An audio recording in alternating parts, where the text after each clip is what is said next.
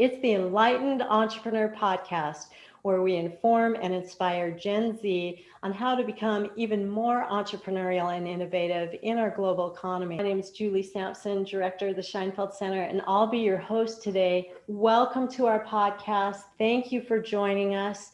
You know, we are here to support creating livelihoods that matter, being your own boss, and helping the world to be an even better place. So if that rings true for you, I hope that you'll join us as a regular here. We're here every Friday. We've got live chat open. We've got the comment section on the videos. And so it's a place for you to interact with other like-minded people and invite your friends too, because we're stronger together for sure. Let's just dive right in. So we know that two key characteristics of Gen Z is that they're digital natives, with about 74% of young girls expressing interest in STEM fields and computer science, and about 54% have entrepreneurial aspirations. So it seems that STEM-related startups would be a fitting professional match.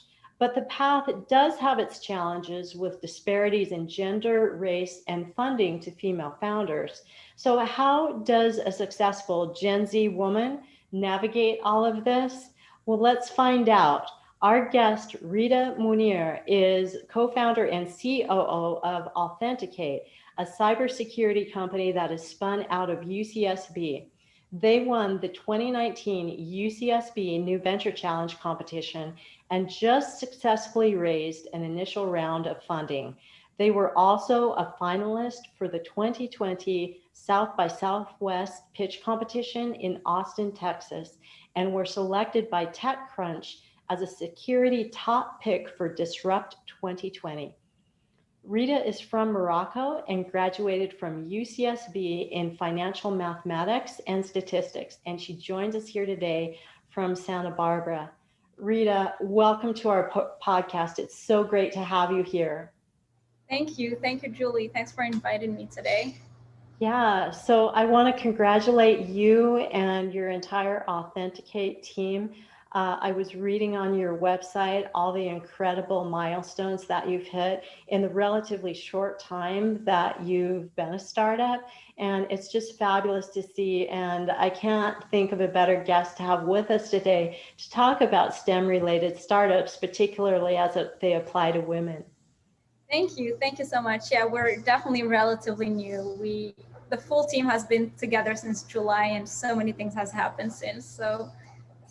Yeah, and you were telling me, look at this gorgeous office behind you. That's a new development. You're just moving in.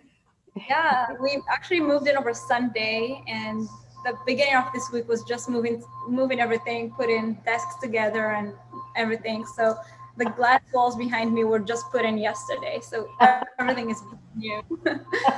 Yeah. So great. Well, let's get started by providing some context to our listeners. So if you could share what Authenticate is.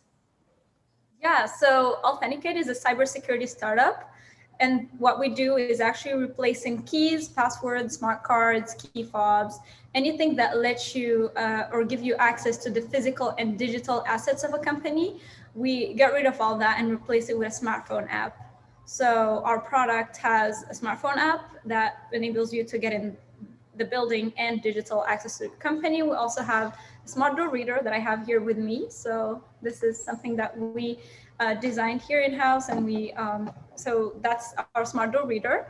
And we also offer a software for administrators to manage access and provide access to their company assets. Fabulous. So can you give us an example in the life of a user? How they're like, how would they be interfacing with Authenticate through a regular day? Yeah, totally. So actually, as an employee, I'll just give you two examples: an employee without Authenticate and with Authenticate. Mm-hmm. So a regular employee today, when they're coming to work, they have probably a physical key, a physical key, a smart card, a badge, or like a bunch of key fobs, and they have to, every time they get by a door, they have to authenticate themselves, open the door, take the key fob. And then once they get to the building, they're by their desk, they have to enter a password to get into their laptops. Or sometimes they need a UB key, they need to plug into the laptop to start working and get access to the websites and different softwares they'll be using throughout the day. So with Authenticate, an employee will just come to work with the phone that's already in their pocket that they bring with them every day to work. They'll just walk by the door if it's set into the magic mode. That's how we like to call it. But this is one of the configurations that the admin can put. So let's say during business days, during working hours, the doors are set into magic mode. So employees will just have their phone on them in the pocket. No need to even take it out of the pocket. Everything would magically open. Like doors will open. They they get to their desk. They just open the laptop and no need for passwords, no need for UB keys. Everything just magically opens because this phone is next to them. So yeah, we basically just offer a pretty unique and easy experience for employees where they don't have to worry about security training, security, just passwords and all that stuff. All they have to do is actually focus on their work, on their job, not not security. So that's not what they are hired for anyway. Yeah, and, yeah. We also make it really easy for IT managers, facility managers, and administrators.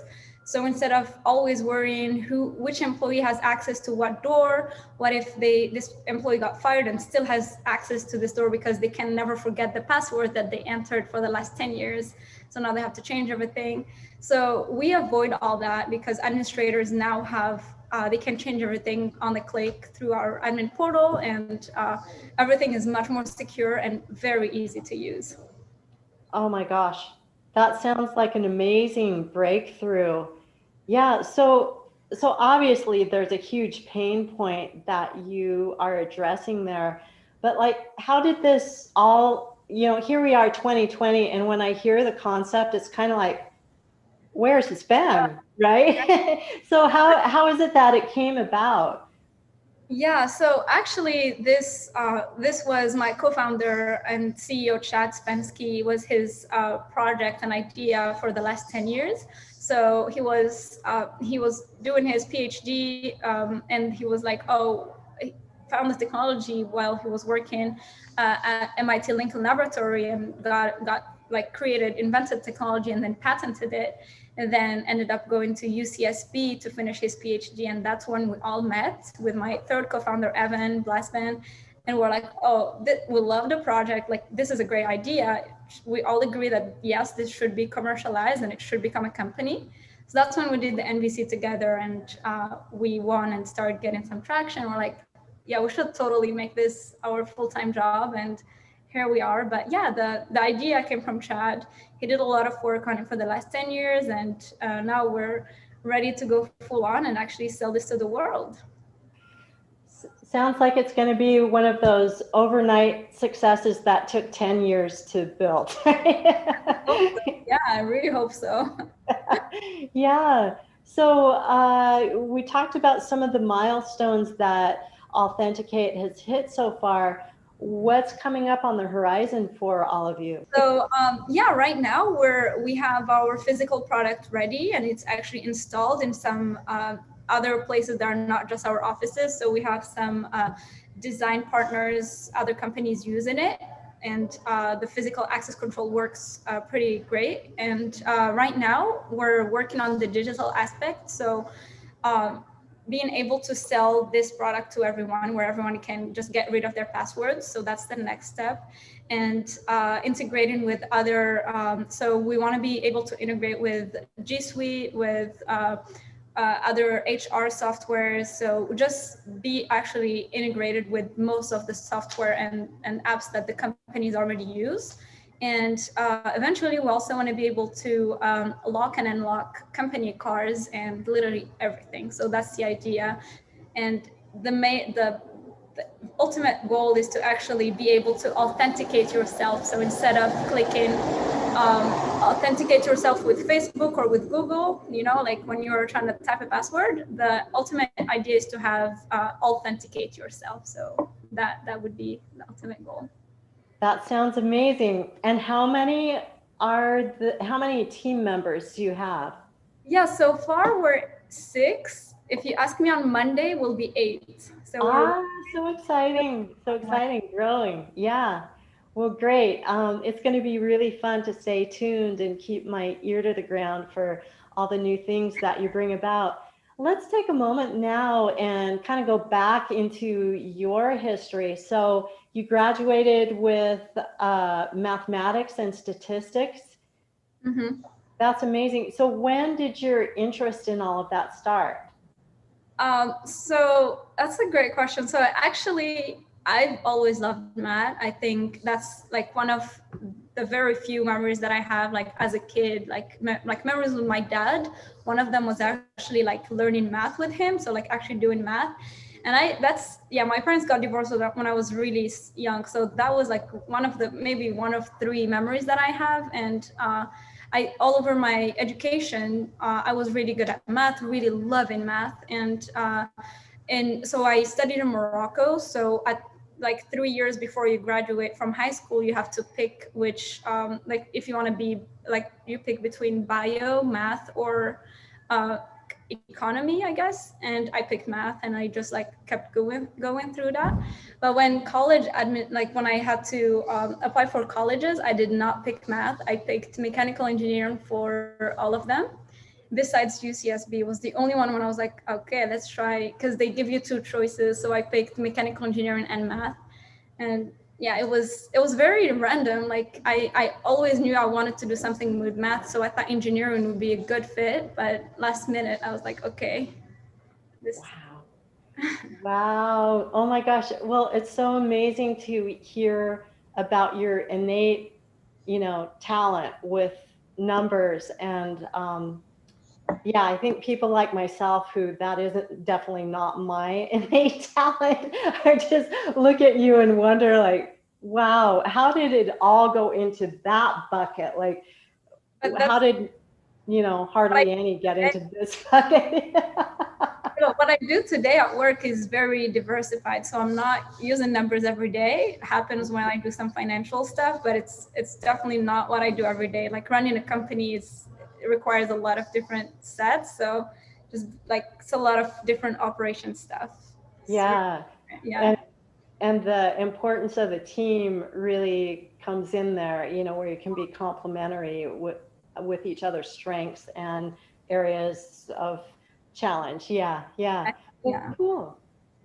So I saw the study, basically several, that show that while 74% of young girls express an interest in the STEM fields, like you did when you were younger, by the time they get around to college, even with all of the programs that we have supporting young young women in the STEM fields, only 24% of the STEM students are female. So something is going on there. Did it sound, you had mentioned that your interest stayed fairly strong there, but do you, amongst, your peers, did you see this kind of drop off, and have you noticed this type of thing within your field? Yes, that's a really interesting study. So yes, actually, when I was at UCSB, most of my classes were I like really mostly male classmates. We didn't have that many females. So I agree, like that. I can see that, and we see that in different STEM majors. But I also think the problem happens a little bit earlier than college. So maybe high school and middle schools. I mean, I think middle school and high school, we obviously are mixed. Like there is no, like, it's hard to see that it's only 24% of the girls in the class because you take different like topics and subjects. So it's pretty hard to say, but I think the interest is lost at that point, I guess.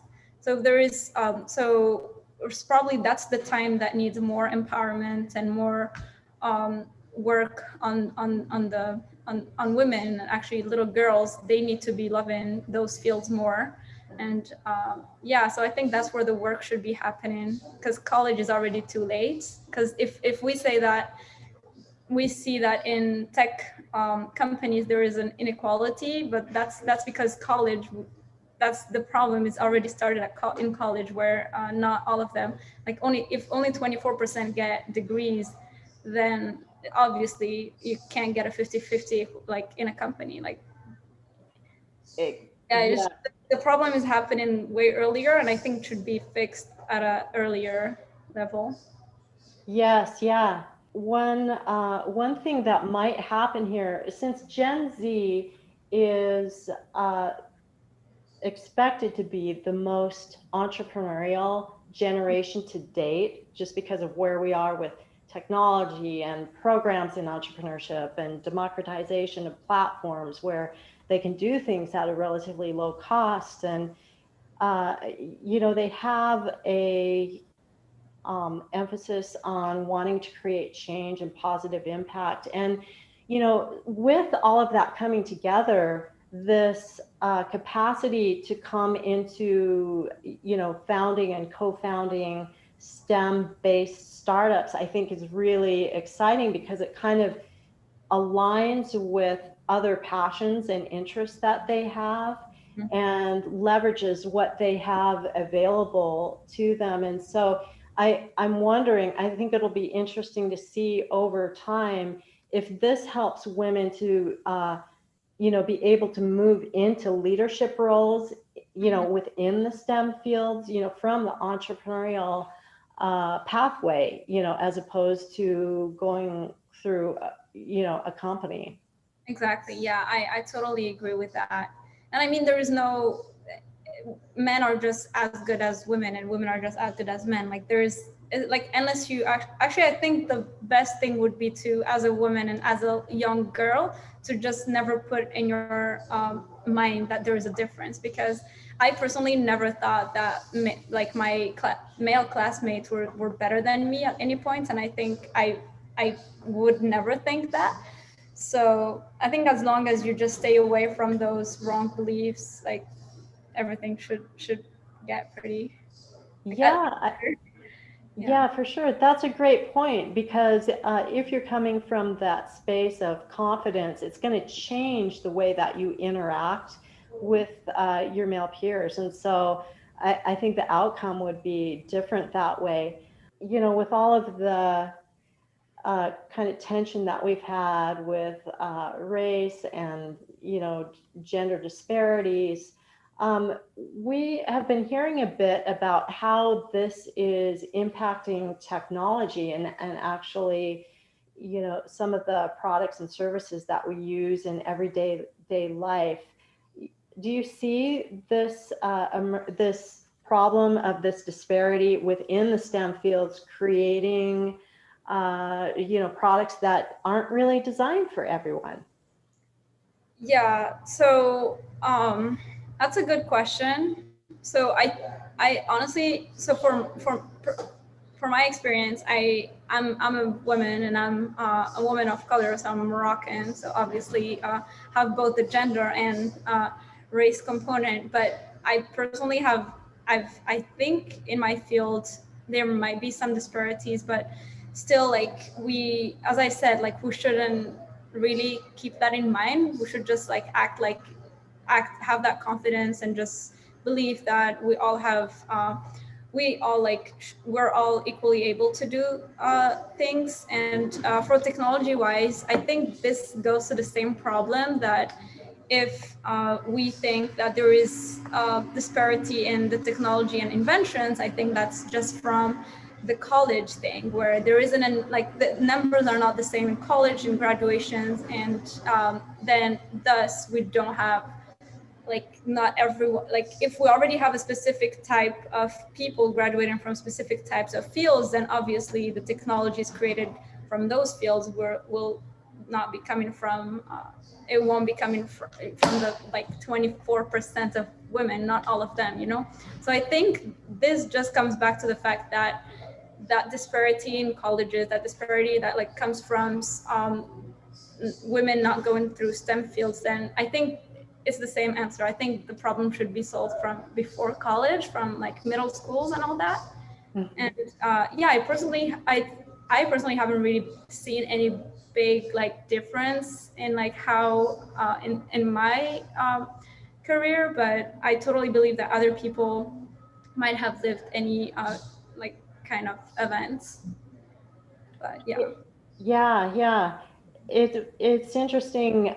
In preparation for our podcast today, I was looking, I did some research into how the disparity is affecting some other fields, and like for instance, Amazon earlier put a pause on the facial recognition product, and there's been problems with the voice recognition as well, where actually women's voices aren't recognized as well. Like they have to deepen their voice in order for the voice recognition to, to develop. And so it's, I hadn't really thought about it, but that, with voice recognition getting into things like vehicles, we start getting into safety issues, in that way, where, maybe some of our devices aren't reacting consistently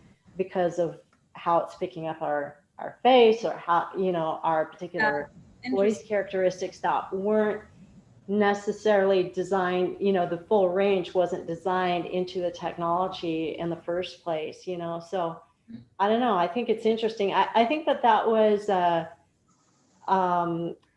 responsible move by Amazon, to do that.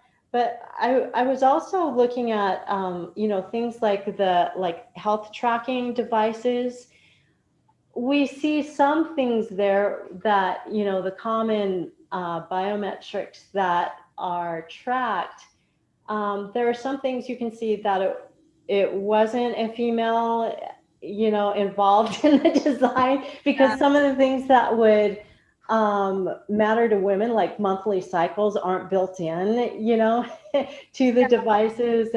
And like even with safety gear, I was reading about how like some of the protective vests and stuff aren't built for women's bodies, and so there's some compromise in how they're being used that actually put women at more risk, of the safety devices not working appropriately, so it's just really interesting. I think it's so great that, to talk with you, a woman in a STEM field. I think having them in these leadership positions as founders, as co-founders, or moving up, within existing corporations is super important. Hey, oh my gosh, time is flying, but I want to check to see if we have some questions from our guests. Mariana asks, are you guys planning to sell the product only to companies, or can anyone have it?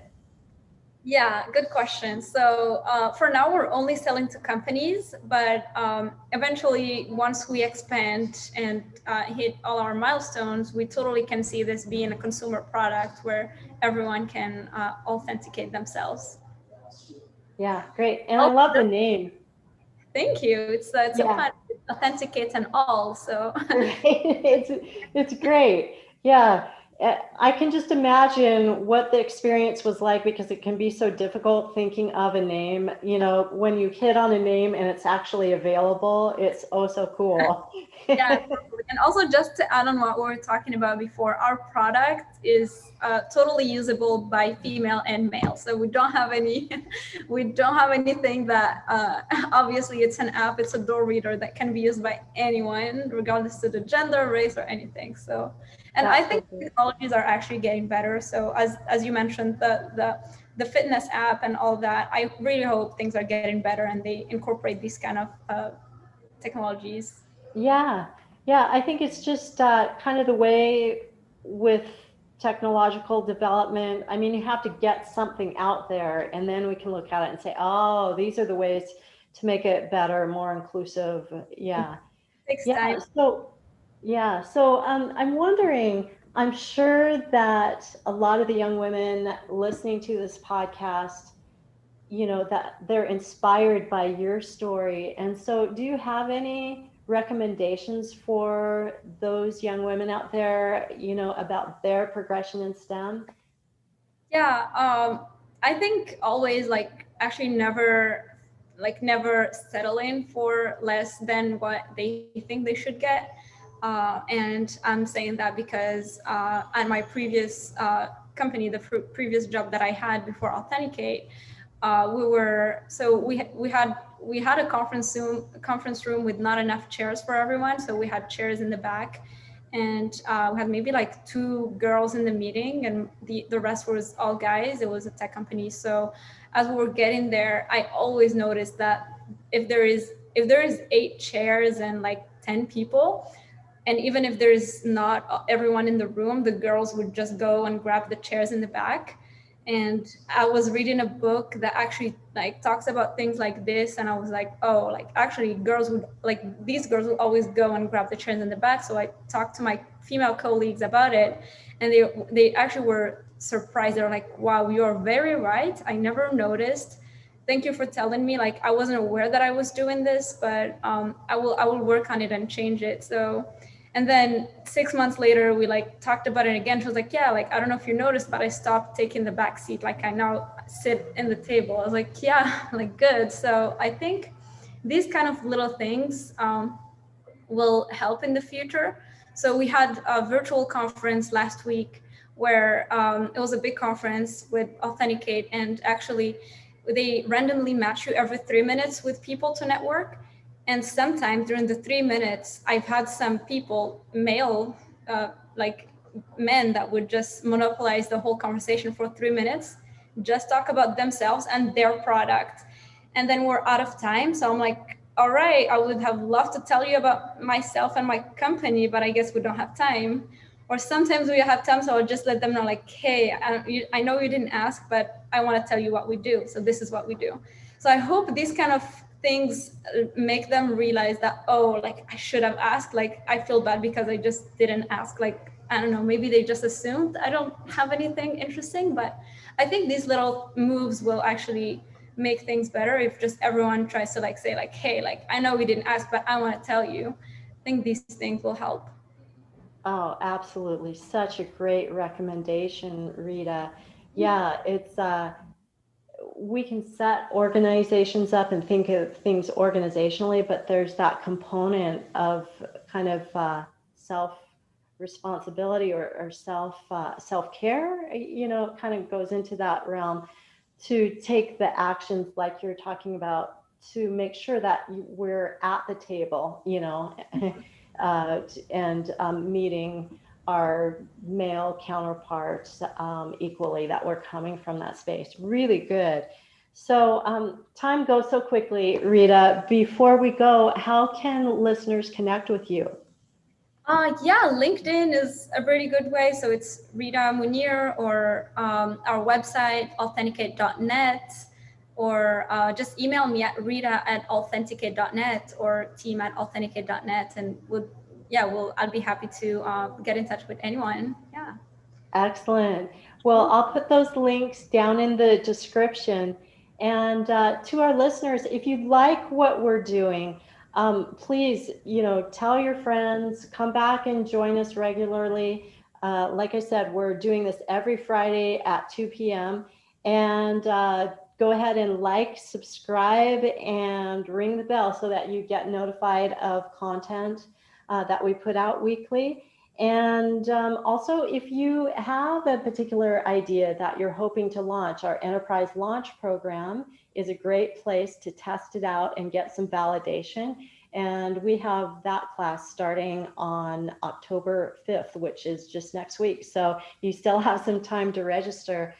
Be sure to join us next Friday at 2 p.m. for another episode of the Enlightened Entrepreneur Podcast. Rita, thank you so much again for joining us. And goodbye, everybody. We'll see you next week. Bye-bye. Thank you.